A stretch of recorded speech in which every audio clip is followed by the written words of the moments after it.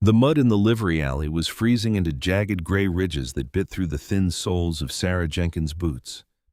But the cold was nothing compared to the sudden suffocating weight of the hand pressing down on the edge of her wooden crate.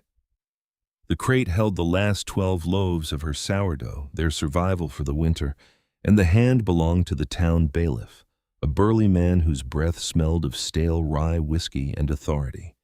Behind him stood 2 men from the Merchant Guild, their eyes gleaming with cold satisfaction in the dim October dawn. The bailiff didn't speak. He simply tipped the crate with the toe of his boot, sending 3 of the golden loaves tumbling into the horse-trampled filth below. Sarah's fingers curled around the handle of her flour scoop, her knuckles turning white as flint. One movement, one protest, and they would seize the rest, leaving her and her daughter with nothing but the clothes on their backs before the first snow fell. The silence that followed the ruin of her bread was absolute, broken only by the sharp rhythmic whistling of the wind coming off the high Wyoming plains. An omniscient eye looking down upon the market square of Opal Creek in the year 1884 would have seen a stark study in contrasts. To the west, where the dry goods store threw wide its heavy oak doors, and the wealthy wives of cattle barons gathered in wool cloaks trimmed with velvet, their laughter carrying over the smell of fresh coffee and roasting meat. But down in the eastern hem, tucked between the livery stable and the blacksmith's forge, the air was thick with the stench of wet manure and old leather. This was the corner designated for the invisible, the place where the town council pushed those who had no names or fortunes to protect them. Sarah stood in that shadow, a 34-year-old widow whose life had been stripped down to the bare essentials of survival. Beside her, 7-year-old Abby stood perfectly still, her small chest rising and falling in a disciplined rhythm that no child should have to learn. Abby didn't cry. She had learned 3 years ago, when the winter sickness took her father Samuel's lungs in Laramie, that tears did not heat a room or buy flour. Instead, the girl's eyes were fixed on the remaining 9 rolls, her mind silently performing the desperate math that governed their lives: 4 cinnamon rolls at 10 cents each to cover the 50-cent market table fee, leaving 40 cents for oats and lard. Sarah felt the child's small hand steal into the pocket of her apron, a silent anchor against the cruelty of the men standing over them. The bailiff sneered, adjusting his heavy leather belt. "The fee is 50 cents, Mrs. Jenkins," he said, his voice carrying the lazy indifference of a man who knew he could not be challenged. "And the guild says your table is encroaching on the horse path. Pay the fine or pack the crate." Sarah looked at the 3 ruined loaves in the dirt, loaves she had stayed up until 4 in the morning to bake, using the last of the firewood she had hauled herself. A deep, ancient exhaustion threatened to pull her down, but she forced her spine straight. She knew the true source of this harassment. It wasn't the path. It was the slow, deliberate squeeze of a town that wanted her gone, a town that feared the independence of a woman who refused to beg. She made a silent, unyielding vow to herself. If this day did not turn, she would take the iron key to her rented room above the tannery, drop it in the well, and walk out of Opal Creek on foot. The bailiff raised his hand to seize the crate, but the sudden, deliberate crunch of gravel behind him made him stop. The footsteps were unhurried, heavy with the weight of quality leather boots that belonged to a man accustomed to walking his own land. The crowd near the dry goods store parted naturally, a quiet ripples of respect and caution traveling through the morning market. Caleb Vance walked through the gray light, his long wool duster coat dark against the frosted grass. His wide-brimmed hat tilted just enough to shadow his eyes. He was a man built of wire and muscle, his face etched by the harsh sun and bitter winters of the Vance Ridge Ranch. He didn't look at the bailiff, nor did he look at the guild merchants who suddenly found great interest in the laces of their boots. He walked straight to the edge of Sarah's grease-stained wooden table and stopped. His eyes, a sharp, piercing gray, took in the entire scene in a single glance. He saw the white flour on Sarah's red knuckles, the protective stance of the small girl beside her, and the 3 loaves rotting in the mud. The omniscient perspective revealed a sudden, brief flash of memory in Caleb's mind. A memory of his own mother, standing before a burning homestead 30 years ago, holding her ground with that same flint-like gaze. He respected many things, but he respected survival above all else. Without a word, Caleb reached into his coat pocket and drew out a heavy, polished silver $5 coin. He dropped it onto the center of the wooden table with a dull, authoritative thud that seemed to echo across the entire hem. "I'm buying the table," Caleb said, his voice low and raspy, carrying the gravel of the prairie. The bailiff blinked his hand, freezing over the crate. "Mr. Vance, she hasn't paid the—" "I said I'm buying this table," Caleb repeated, turning his head just enough to fix his gaze on the officer. "The bread, the crate, and the air she's breathing. If there's change, keep it for your trouble." The bailiff swallowed hard, took the silver coin, and motioned for his men to move along. They retreated into the crowd like dogs called off a scent. Caleb turned back to Sarah. He reached down, picked up one of the remaining cinnamon rolls, and took a slow, deliberate bite. The rich scent of real butter and properly ground cuit filled the cold air between them. A subtle change passed over his face, a recognition of real craft. "My last cook left in August," Caleb said, plain and square, leaning one elbow on the edge of the table. "Left me with 31 cowhands out at the ridge eating beans that taste like gravel and biscuits that could kill a mule. I need someone who knows how to handle a cast-iron stove and keep men from mutiny. The pay is $30 a month, a private room behind the kitchen for you and the girl, and all the flour you can work." It was a fortune, more than Sarah had seen since Samuel was alive. It was safety, a roof, and an escape from the freezing tannery room. But Sarah Jenkins did not weep with gratitude, nor did she let her shoulders drop. She looked at the tall rancher, her jaw set, her mind already calculating the weight of the work and the cost of her freedom. She knew that out on the isolated plains of Vance Ridge, a woman alone was at the mercy of the elements and the men she fed. $30 is fair, Mr. Vance," Sarah said, her voice steady and clear. "But we set the terms before I load my cart. In that kitchen, what I say goes. The menu, the pantry, and the schedule are mine. If a man disrespects my daughter or my hearth, he doesn't eat. Do we have an understanding?" Caleb Vance looked at her for a long, quiet moment, a shadow of a smile touching the corner of his mouth. He nodded once. "Agreed, Mrs. Jenkins. Pack your things. We leave for the ridge at noon." As he walked away, Sarah looked down at the silver coin remaining on the table. The danger of the morning had passed, but as she watched the wide road leading out toward the eastern horizon, she knew this was only the beginning of a different kind of trial. The prairie was vast. The cowhands were wild, and far to the south, the shadow that had destroyed her life in Laramie was still watching, waiting for her to stumble. The wagon ride out to Vance Ridge was a 6-mile lesson in the vast, unyielding scale of the Wyoming prairie, the iron-rimmed wheels grinding against a road that felt less like a path and more like a scar across the earth. Sarah Jenkins held the leather reins of the rented mule cart with a practiced, steady grip, her eyes fixed on the horizon where the amber grasslands met the heavy gray bellies of the autumn clouds. Beside her on the bench, Abby sat enveloped in a patchwork quilt that smelled of the tannery room they had left behind, her small face pinched against the dry, whistling wind.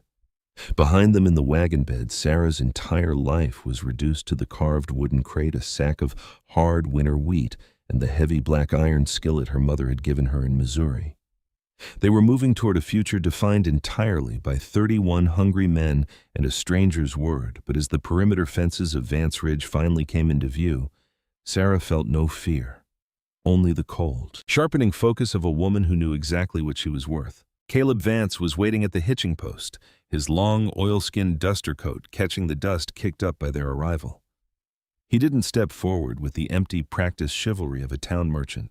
Instead, he watched the deft manner in which Sarah handled the stubborn mule, acknowledging her competence with a silent, approving nod. When the cart groaned to a halt, he gestured toward a lanky, red-haired hand who had been mending a fence nearby. "Ames, haul these crates down to the cookhouse pantry," Caleb commanded, his deep baritone cutting through the constant hum of the prairie wind. "And mind the small trunk, it's heavy." He then turned his gray eyes down toward Abby, his weather-beaten face softening into a brief, rare expression of gentleness. "Miss Abby, there's a big yellow herd dog named Buster sleeping behind the main barn," he told her, pointing a gloved finger toward the weathered timber structure. "He thinks he owns this entire valley, but he's been looking for a sovereign to tell him otherwise. Go on." Abby looked up at Sarah, and at her mother's quiet, reassuring nod, the girl scrambled down from the bench, her oversized boots thudding against the dirt as she sprinted toward the barn, her troubles forgotten in the promise of a companion. Caleb walked Sarah toward the low-slung, sturdy log structure that stood 20 paces from the main house, its stone chimney already breathing a faint wisp of pinewood smoke. "The kitchen is yours, Mrs. Jenkins," he said, simply stepping back to let her cross the threshold alone, respecting the boundary she had drawn in the mud of the marketplace. Inside the cookhouse was a cathedral of absolute utility. At its center stood the massive 6-burner cast-iron range stove, its black metal body polished to a dull gleam, the firebox clean and ready. The deep pantry was lined with thick cedar shelves holding barrels of salt pork, sacks of dry pinto beans, and crates of winter potatoes. Standing in the center of the room, Sarah felt the lingering fatigue of the past 3 years lift from her shoulders, replaced by a profound sense of authority. This was a space where her rules mattered, where her labor could not be stolen by anonymous complaints or corrupt ordinances. She set to work immediately, her movements fluid and efficient. As she stoked the firebox, set a massive iron pot of beef stock to reduce on the back burner, and began kneading the sourdough that would either earn her the respect of the ranch or seal her failure. The true test of her sovereignty came at noon, when the iron triangle clanged across the yard, summoning the 31 cowhands from the south pastures. They filed into the long dining hall attached to the kitchen, a turbulent wave of sweat-stained hats, worn leather chaps, and the heavy, sharp scent of prairie dust and horses. These were men who worked 12 hours a day in the saddle, their dispositions entirely dependent on the quality of the fuel provided to them. For 6 weeks they had endured Caleb's burnt biscuits and gray trail gruel, and a thick cloud of collective skepticism hung over the long timber tables. Sarah stood behind the serving counter, her apron tied tight, her face an unreadable mask as she ladled the steaming, fragrant beef stew. Near the middle of the line came Luke, a young hand with an arrogant slant to his jaw and a reputation for testing anyone he deemed vulnerable. He took his tin plate, stared down at the thick gravy and the golden, perfectly risen cornbread, and dropped the plate onto the wooden table with a loud, deliberate clatter. "Smells like town food," Luke announced, his voice carrying easily over the low murmurs of the room. "Too soft for men doing real work on the range. These biscuits look like they'd melt if a hard rain hit them." The room went dead silent, the other hands pausing with their forks halfway to their mouths. Sarah did not flinch, nor did she look toward Caleb, who sat watching silently from the far end of the table. Her omniscient understanding of the room had already given her all the leverage she required. She had noticed Hank Bradley, the iron-willed foreman, frowning at the weak coffee he had been served. She had seen an older Tho Chan Bo, with a swollen, abscessed jaw, quietly trying to avoid the tough chunks of salt pork. Without a word, Sarah stepped out from behind the counter holding a fresh pot of coffee, black and thick as trail tar, and poured it directly into Hank Bradley's tin cup. Then she placed a separate small bowl of the longest simmered, tenderest beef broth directly in front of the hurting old hand. Before Sarah could even turn back toward the kitchen, Hank Bradley stood up, then his massive, broad-shouldered frame casting a long shadow over Luke's bench. He took a slow, appreciative swallow of the hot coffee, slammed his cup down, and fixed his iron gaze on the arrogant young hand. "Luke," Hank said, his voice like the low rumble of a coming thunderstorm. "You got something to say about Mrs. Jenkins's cooking. You say it to her face, or you take your horse and your gear, and you find a ranch that feeds you better. Otherwise, shut your mouth and eat." Luke's face flushed a deep crimson beneath his sunburn, and he slowly picked up his fork, dipping it into the stew. The first bite took the defiance right out of him. Within minutes, the room returned to its natural rhythm, the satisfying sound of 31 men eating with absolute purpose. Sarah had not just fed them, she had drawn her line in the prairie dust and defended it without raising her voice. Later that evening, after the pots were scrubbed and the wood fire had settled into a steady, comforting crimson glow inside the belly of the iron range, the cookhouse became a sanctuary of stillness. Abby was asleep in the oversized chair in the corner, her fingers intertwined with the thick fur of Buster, the yellow dog who had refused to leave her side since noon. Sarah sat at the long preparation table, her pencil moving across a clean ledger sheet as she compiled the ranch's winter supply list. The boots on the porch steps were slow and deliberate. Caleb Vance stopped at the doorway, a tin cup of coffee in his hand, his eyes tracking the neat rows of Sarah's handwriting before settling on her face. He didn't come inside respecting her domain, but his presence brought a quiet weight to the room. "Hank says the men worked twice as fast this afternoon," Caleb said, his voice level and low. "Said a good dinner makes a hand forget the frost in his boots." "They work hard, Mr. Vance," Sarah replied without looking up from her ledger. "They require grease in the wheels. I intend to provide it." "You've done more than that," Caleb said, his gaze drifting toward Abby and the sleeping dog. "The ranch feels different tonight. Solid." The silence that followed was comfortable, a shared space between two survivors who understood the cost of a new beginning. Sarah felt the anchor of Vance Ridge sinking into her bones, providing a temporary shield against the world. Yet even as the warmth of the iron stove kept the autumn chill at bay, the omniscient narrator could see what Sarah could not. The mail rider was already crossing the county line, carrying a legal summons bearing the seal of the Southern Wyoming Commerce Board and the distinctive predatory signature of Gideon Sterling. The first frost of November arrived overnight, turning the boundless grasslands of Vance Ridge into a brittle sea of silver glass. Inside the warmth of the timber cookhouse, the rich, comforting scent of rising dough and simmering chicory coffee offered a stark contrast to the bitter winter creeping across the territory. Sarah Jenkins stood at her smooth pine table, her palms moving in a rhythmic, unhurried cadence as she kneaded the morning's third batch of sourdough. For 6 weeks, this sanctuary of flour and iron had been her peace.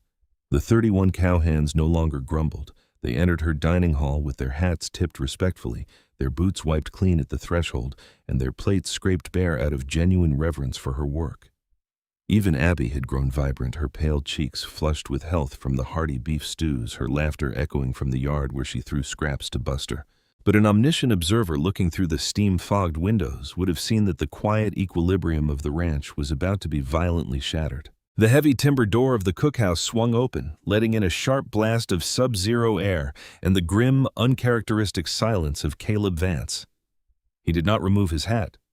Instead, he stood near the threshold, his dark wool coat dusted with trail frost, his gray eyes holding a weight that Sarah recognized instantly.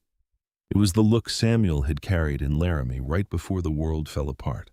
"Abby," Caleb said softly, his voice gravelly but gentle, "go down to the barn and help Ames check the winter blankets on the horses. Take Buster with you."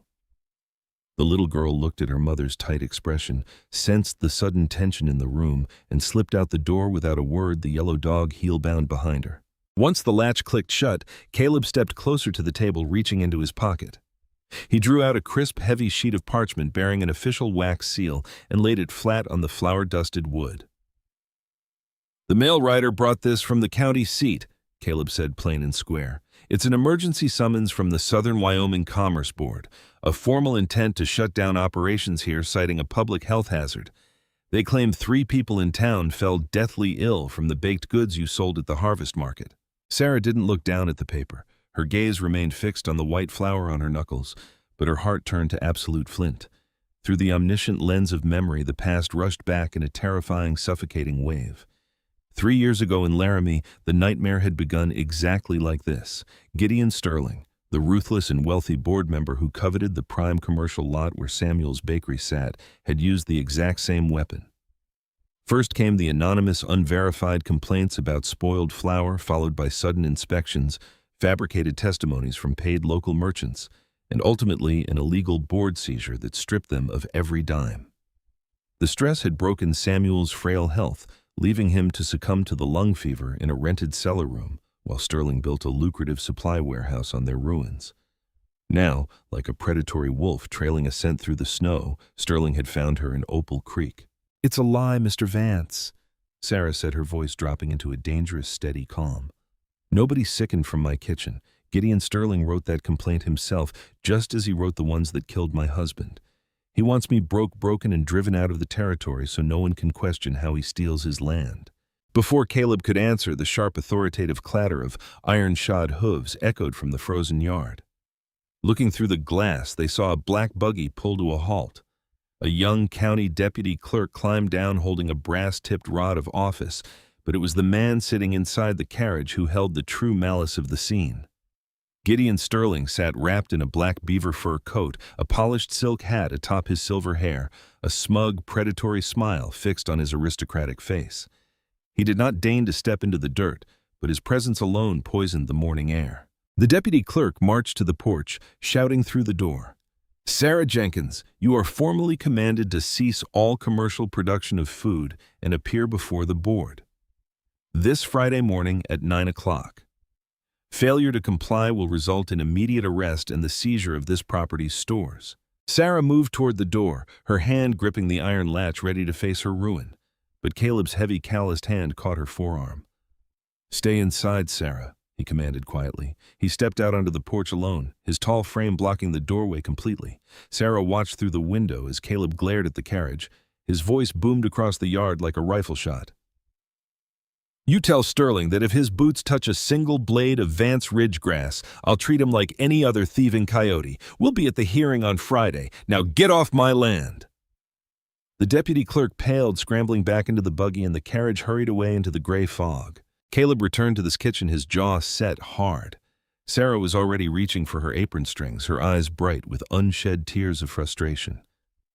"I will pack our cart tonight, Mr. Vance," she said, her voice trembling for the first time. "Sterling will not stop until he destroys this ranch to get to me. I cannot let you lose your livelihood because of my ghosts." Caleb stepped into her path, his gray eyes flashing with a fierce protective anger. "You stood alone in Laramie, Sarah, because Samuel was dying and the town was bought. But you aren't standing alone in Opal Creek. This is Vance Ridge and you are part of this ranch now. We don't run from thieves." He walked to the pantry and pulled out a lantern. "I didn't wait for that snake to strike." Caleb revealed a grim satisfaction cutting through his anger. "Last week when the town gossip first reached the pastures, I rode through the night to Cheyenne. I hired Margaret Hale. She's a sharp-eyed attorney who has been quietly gathering evidence against Sterling's board transactions for 2 years. She's coming here tonight." True to his word, by nightfall, a small buggy arrived carrying Margaret Hale. The attorney was a compact, formidable woman with silver-streaked hair and eyes that cut like a razor. Within an hour, the kitchen table was transformed from a baker's bench into a war room covered in legal deeds, county ledgers, and official board transcripts. Margaret pointed a slim finger at 3 different documents. "Look at the wording in this anonymous complaint against you, Sarah," the lawyer murmured, her voice filled with professional venom. "Now look at this one from Laramie in 1881 and this one from a laundry owner in Sheridan in 1878. The phrasing is identical. A grave danger to the public hearth. Sterling has a specific pattern. He uses the board as a legal hammer to crush independent women before they can secure their property titles." As they spoke, the heavy cookhouse door opened again. Hank Bradley walked in, accompanied by Ames and 3 of the older cowhands. The foreman pulled off his hat, his rugged face solemn under the lantern light. "We heard what happened out front this morning, Mrs. Jenkins," Hank said, looking from Sarah to the documents on the table. "The boys held a meeting in the bunkhouse. On Friday morning, all 31 of us are riding into town. We'll stand in that courtroom and swear on the holy book that your food is the cleanest, truest sustenance in the territory. If that board wants a fight, they're fighting the whole ridge." Sarah looked at the circle of weathered faces, at the fierce dedication in Caleb's eyes, and at the solid legal armor Margaret Hale was assembling. The terrifying shadow of Gideon Sterling had not vanished, but for the first time in 3 years, Sarah Jenkins did not feel like a goa-foo waiting for the blow to fall. She felt the deep, unbreakable foundation of a community rising around her, preparing for a final decisive battle in the courthouse of Opal Creek. The wind howling through the streets of Opal Creek on Friday morning was bitter enough to freeze a man's words before they left his mouth, but it did nothing to deter the crowd gathering outside the Calder Street Administrative Building. An omniscient view of the town square revealed an unprecedented sight. 31 heavily armed cowhands from Vance Ridge, led by the towering figure of Hank Bradley, sat quietly on their horses in a perfect silent perimeter around the courthouse. Their presence was not a riot, it was an iron wall of witness. Inside the cramped wood-paneled hearing room, the air was thick with the scent of wet wool tobacco and the suffocating tension of a long-awaited reckoning. Gideon Sterling sat at the front table, his silver hair immaculate, his posture radiating the absolute certainty of a man who had bought and sold the territory's law for over a decade. When Sarah Jenkins walked down the center aisle, her chin up and her fingers resting lightly on the arm of Margaret Hale, Sterling didn't even turn his head. To him, she was already a ghost he had successfully driven into the cold. The board chairman, an elderly man whose eyes remained fixed on his ledger, rapped a small brass gavel against the desk. "Case number 42, he droned. "The Southern Wyoming Commerce Board regarding the emergency public health petition against one Sarah Jenkins independent vendor. The junior clerk will read the filed grievances." The clerk stood up, his voice trembling slightly as he read the fabricated details of the anonymous complaint, alleging that 3 unnamed citizens had suffered severe internal poisoning from the sourdough loaves sold at the harvest market. Throughout the reading, Sterling maintained his smug, predatory smile, occasionally checking the gold watch tucked into his velvet vest. He had used this exact sequence of terror in Laramie to break Samuel, and he expected the widow to crumble in exactly the same fashion. When the clerk finished, Margaret Hale stood up, her compact frame projecting an immense, steady authority that instantly altered the rhythm of the room. She didn't open a ledger. Instead, she walked directly to the center floor, her keen eyes locking onto the board members. "Gentlemen of the board," Margaret began, her voice cutting through the room like a razor. "Before we discuss the character of my client, I demand this council produce the names, the medical records, or the physical presence of the 3 citizens who allegedly sickened from her bread." A heavy silence fell over the room. The junior clerk shuffled his papers frantically, looking toward Sterling for guidance. "We have the written affidavits," the clerk stammered. "They are knocked on to protect the victims from retaliation." "They are anonymous because they do not exist," Margaret declared, her voice rising with surgical precision. She reached into her leather case and slammed 3 separate historical board transcripts onto the chairman's desk. "I submit to this board the official records of Laramie from 1881, Sheridan from 1878, and Cheyenne from 1879. In every single town, an independent woman operating a successful bakery or millinery was served with an identical emergency shutdown notice. The handwriting, the phrasing, 'a grave danger to the public hearth,' is identical to the paper before you today. And in every single instance within 30 days of the woman being ruined and driven out, Mr. Gideon Sterling bought their abandoned commercial lots for pennies on the dollar." A collective gasp rippled through the gallery. Sterling's smile vanished, his face turning an ugly mottled gray as he stood up from his chair. "This is an outrageous slander. This hearing is about public safety, not land deeds," he shouted, his aristocratic composure cracking entirely. "You want to talk about public safety, Gideon?" A sharp, clear voice called out from the back of the courtroom. The heavy oak doors swung open, and an elderly woman wrapped in a faded green wool shawl walked down the aisle, her steps slow but deliberate. It was Ruth Abernathy, the milliner, whose life Sterling had destroyed in Laramie 6 years ago. The omniscient perspective traced the sudden icy terror that gripped Sterling's heart. He had thought Ruth was dead, buried in the poverty he had inflicted upon her. But Caleb Vance had found her riding through 3 days of mountain snow to bring her to Opal Creek. Ruth stood before the board, her old voice shaking with an unyielding dignity as she detailed how Sterling had threatened her privately before using the board to seize her shop. Before Sterling's lawyers could object, Hank Bradley pushed open the side door, holding a document signed by all 31 cowhands of Vance Ridge, stating under oath that Sarah's Kitchen was the cleanest, truest establishment in the territory. The evidence was an avalanche. The board chairman looked at the identical documents, then at the furious, trembling Sterling, and realized the board's own reputation was on the verge of destruction. He slammed the gavel down with a sound like a rifle shot. "The complaint against Sarah Jenkins is dismissed with prejudice.